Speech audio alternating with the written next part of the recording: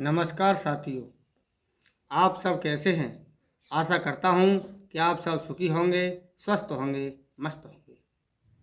जैसा कि मित्रों, आप वीडियो के टाइटल को देखकर समझ ही गए होंगे कि आज हम किस विषय पर बात करने जा रहे हैं।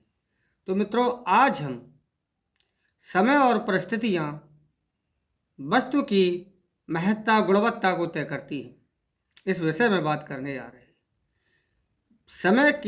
समय और परिस्थितियां गुण को अवगुण में और अवगुण को गुण में बदल देती हैं। वस्तु गुणवान वस्तु भी यानी अच्छी वस्तु भी यदि समय परिस्थितियों का के अनुसार वह गलत सिद्ध हो जाती है और गलत वस्तु सही सिद्ध हो जाती है। यानी कि समय और परिस्थितियों के अनुसार शत्रु मित्र और मित्र शत्रु हो जाया करते हैं।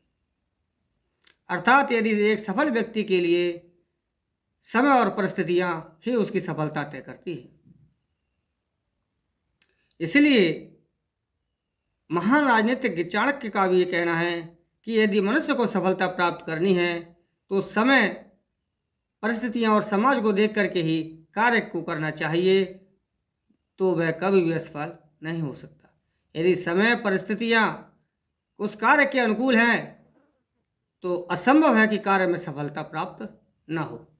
मित्रों, यदि समय और परिस्थितियां प्रतिकूल होंगी तो कार्य कभी सफल नहीं हो सकता।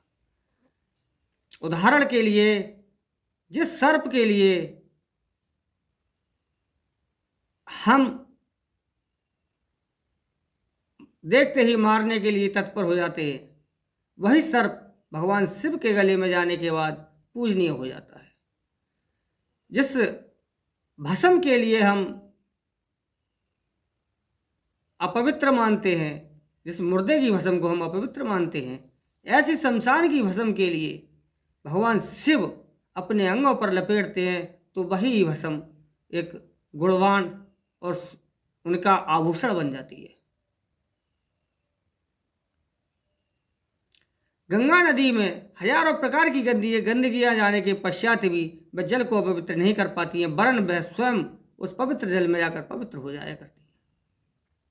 क्योंकि जिस गंदगी को हम छूना पसंद नहीं करते, वह गंगा जल में मिलने के पश्चात उसे हम लोग बड़े प्रेम से गंगा जल के रूप में उसका सेवन कर जाते हैं।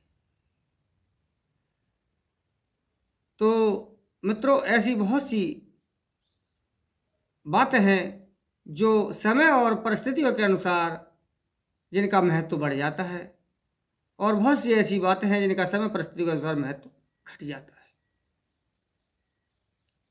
तो प्रत्येक कार्य में समय और परिस्थितियों का विशेष महत्व है। इसके लिए मैं एक कथा के माध्यम से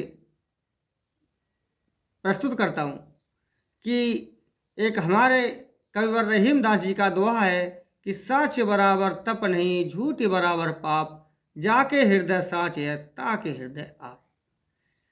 यानी उन्होंने सत्य के महत्व को बहुत बड़ा बताया है। उन्होंने तप से भी बड़ा सत्य के लिए बताया है। उन्होंने कहा कि साच बराबर तप नहीं, यानी सत्य के बराबर तपस्या भी नहीं है, और झूठ बराबर पाप, यानी झूठ पाप के भी से भी बराबर है।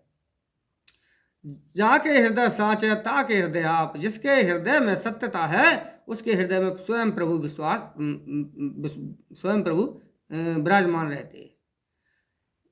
बात सही है, लेकिन समय और परिस्थिति के अनुसार सत्य भी गलत सिद्ध हो जाता है, जिसके लिए मैं आज इस कथा के माध्यम से कह रहा हूं कि एक गुरु के दो शिष्य थे। एक शिष्य गुरु के आदेशानुसार सत्य का पालन करता था, दूसरा शिष्य गुरु के आदेश को न मानते हुए हमेशा असत्य का ही पालन करता था। अब मित्रों, एक दिन की बात थी कि एक गाय कसाई के हाथ से छूट करके भाग गई। जब कसाई उस गाय को ढूंढते हुए जा रहा था तो उसे सर्वप्रथम सत्य बोलने वाला व्यक्ति मिला। उससे जब पूछा तो उसने कहा कि हाँ भाई, गाय आगे को ही गई है। अब वो और आगे को बढ़ा। जब उसे आगे बढ़ने के पश्चात वो झूठ बोलने वाला व्यक्ति मिला, उससे पूछा कि भाई इधर गाय आई है। तो उसने कहा भाई गाय तो आई थी, लेकिन गाय इस रास्ते चली गई। यानी उसने उस कसाई के लिए गुमराह कर दिया। गाय की जान बच गई। आखिर मृत्युपरांत सत्य बोलने वाला व्यक्ति जो कि तब से भी बड़ा सत्य बताया गया है, वह नरक के लिए जाता है और झूठ बोलने वाला व्यक्ति स्वर्ग के लिए चला जाता है। जब उन्होंने यमराज के सामने ये प्रश्न रखे कि प्रभु, मैंने तो हमेशा सत्य बोला था, मैंने गुरु की आज्ञा का भी पालन किया था, लेकिन मेरे लिए नरक क्यों और इसके लिए स्वर्ग क्यों? तब उन्होंने कहा कि तुम्हारे सत्य बोलने से एक जीव की जान जा रही थी, इससे बड़ा और पाप कौन सा हो सकता है? इसलिए तुम पाप के भागीदार हो, तुम्हें नरक का स्थान है। और इसने एक जीव की प्राण रक्षा की, इसके झूठ बोलने से एक जीव के प्राणों की रक्षा हुई, इसलिए इसे स्वर्ग की प्राप्ति हुई। अर्थात समय और परिस्थिति के अनुसार वह सत्य पाप से भी बदतर हो गया। ठीक इसी क्रम में एक दूसरा और दृष्टांत है, दूसरी कथा एक और बता रहा हूं। जैसे एक व्यक्ति प्रतिदिन चींटियों के लिए कुछ न कुछ शक्कर, बूरा आदि कुछ न कुछ डालता था। यानी वह प्रतिदिन चींटियों को आटे में आटा भून करके खिलाता था। एक दिन की बात, उसके घर भुना हुआ आटा खत्म हो गया। उस दिन उसने उन चींटियों के लिए गुड़ डाल दिया।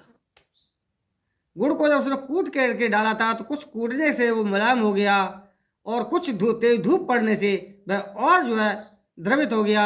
इससे चींटियां उस गुड़ में चिपक गई। उसका पुण्य करने का काम समय परिस्थिति के प्रतिकूल होने से पाप में बदल गया, उसमें चींटियां चिपक गई। अब वहां एक पापी उद्दंडी पुरुष आता है, वह उन चींटियों के ऊपर ही पेशाब कर देता है, जिससे वह चींटियां उस पेशाब की बेग के कारण से छूट गई और उसे पुण्य की प्राप्ति हुई। तो मित्रों, समय परिस्थितियों के अनुसार जो पापी पुरुष था उसे पुण्य की प्राप्ति हुई और जो पुण्य आत्मा था उसे पाप की प्राप्ति हुई। इसलिए मित्रों, समय और परिस्थितियां लाभ को हानि में और हानि को लाभ में बदल देती हैं। तो इसलिए हमें किसी भी कार्य को करने से पहले समय और परिस्थितियां जरूर देखनी चाहिए, क्योंकि समय परिस्थितियां ही कार्य की सफलता और असफलता के लिए तय करती हैं। इसलिए मित्रों, आप जिस भी कार्य में शुरुआत करने जा रहे हैं तो सर्वप्रथम उस कार्य के लिए करने के समय और परिस्थितियों का आकलन करें कि समय और परिस्थितियां इस कार्य के अनुकूल है या प्रतिकूल है। यदि समय परिस्थितियां प्रतिकूल हैं तो कार्य में कभी भी आपको सफलता प्राप्त नहीं हो सकती है, और यदि समय और परिस्थितियां अनुकूल हैं तो असंभव कार्य भी संभव हो सकता है। तो मित्रों, इसलिए प्रत्येक कार्य में, प्रत्येक वस्तु के गुण आदि के निर्धारण में समय और परिस्थितियां अपना अहम भूमिका निभाती हैं। तो मित्रों, मैं आशा और उम्मीद करता हूं कि आपको इस वीडियो में दी गई जानकारी अच्छी लगी होगी, पसंद आई होगी और समझ में भी आ गई होगी। तो मित्रों, ऐसी इस चैनल पर जो हम नित्य प्रति अनेक प्रकार से ज्ञान से संबंधित वीडियो अपलोड करते हैं, आप इस चैनल को, वीडियो यदि अच्छा लगा हो तो चैनल को लाइक, सब्सक्राइब और शेयर जरूर करें, और अपने ज्ञान के लिए बढ़ाने हेतु इस चैनल को अवश्य देखें। मित्रों, आज के लिए बस इतना ही है। मिलते हैं अगले वीडियो में, तब तक के लिए नमस्कार साथियों।